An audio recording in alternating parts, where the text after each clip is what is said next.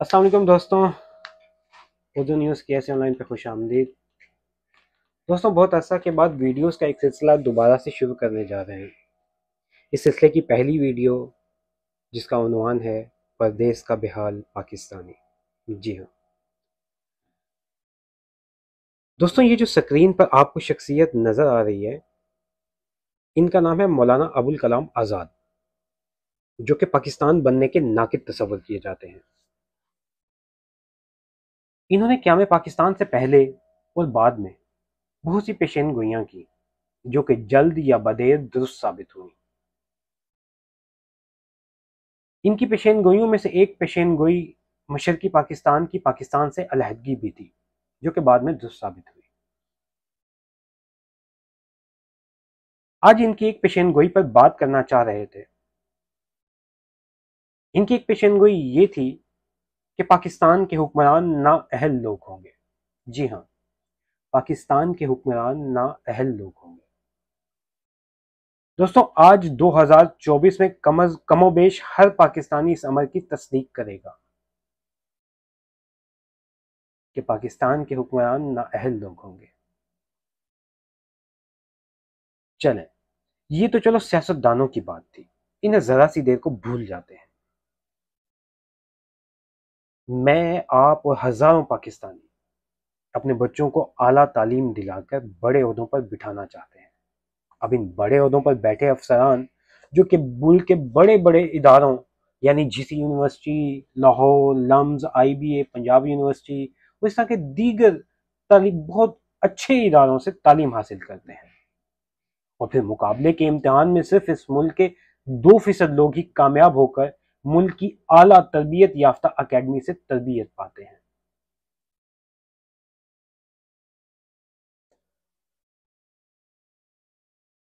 दोस्तों, ये वो इदारा है जिसमें हमारे मुल्क की भाग दौड़ संभालने वाले तकरीबन हर दूसरे अफसर को तरबियत दी जाती है।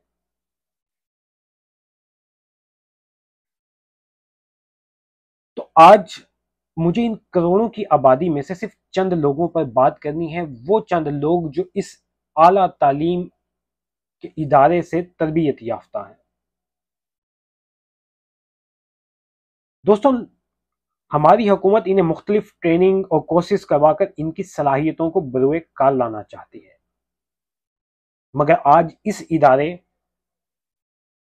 के बेशतर अफराद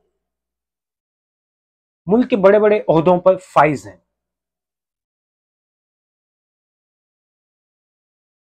मगर आज अगर आप पाकिस्तान के बेशतर इदारे देखें तो इंतहाई बुरी सूरत हाल से दो चार है।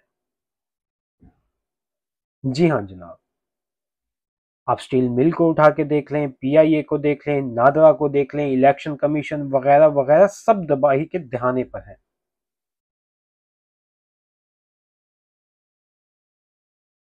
ये जरा पासपोर्ट ऑफिस को देखिए, और बैरून मुकीम ममालिक में पाकिस्तानी एम्बेसीज का हाल तो देखिए जरा। दोस्तों, हमारे एक दोस्त ने गुज़श्ता माह पासपोर्ट रिन्यूअल के लिए ऑनलाइन अप्लाई किया था। अर्जेंट कैटेगरी के बावजूद आज 40 दिन गुजर गए,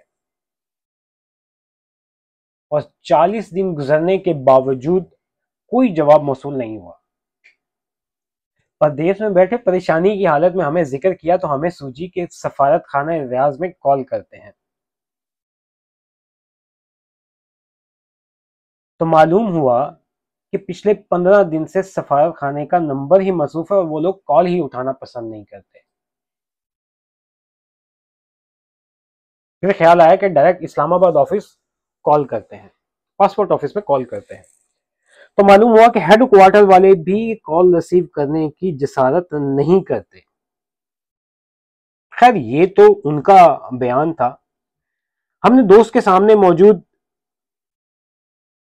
उनकी बात तो सुन ली, लेकिन तजर्बाती तस्दीक के लिए हमने दोनों इदारों में अपने सामने खुद कॉल की, मगर जवाब नदारद।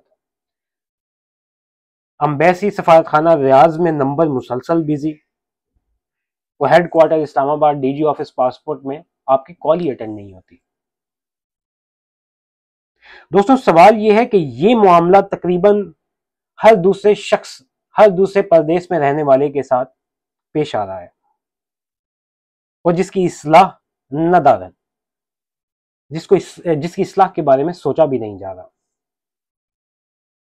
دوستوں یہ تعلیم یافتہ لوگ ان اداروں کے سربراہ بنائے گئے ہیں۔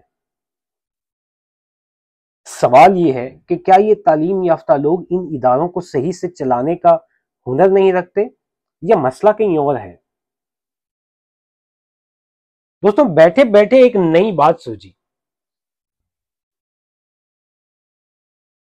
وہ نئی بات یہ تھی کہ خیال آیا کہ کیا ہمارے ملک کے لوگ یا ہمارے امبیسی ہی ایسی ہے، یا ہمارے پاکستانی لوگ ہی ایسے ہیں، یا سب جگہ پر یہی حال ہے؟ تو دوستوں بیٹھے بیٹھے ایک شرارت سوچی اور انڈین سفارت خانے کا نمبر حاصل کیا انٹرنیٹ سے اور کال ملا دی۔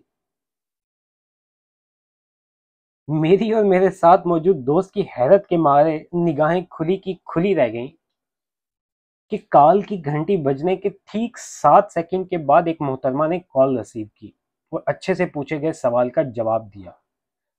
ظاہری بات ہے یہ سوال ہم نے اپنے ایک انڈین دوست کے لیے پوچھا تھا، پاسپورٹ رینیول کے لیے، تو ہمیں باقاعدہ رہنمائی کی گئی ہماری، اور ہمیں بتایا گیا کہ آپ کس طریقے کو فالو کریں گے تو آپ کا پاسپورٹ کس طریقے سے آپ حاصل کر سکتے ہیں۔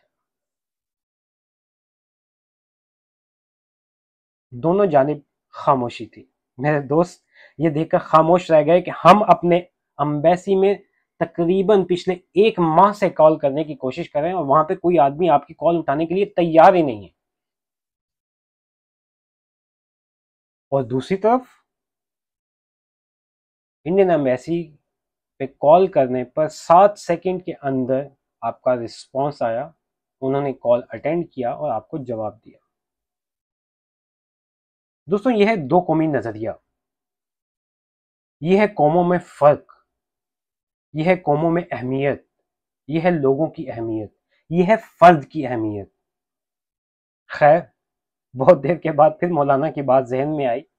مولانا نے صحیح کہا تھا، پاکستان کے حاکم نااہل حکمران ہوں گے، اب فیصلہ آپ پر چھوڑتے ہیں۔ اللہ نگہبان۔ شکریہ۔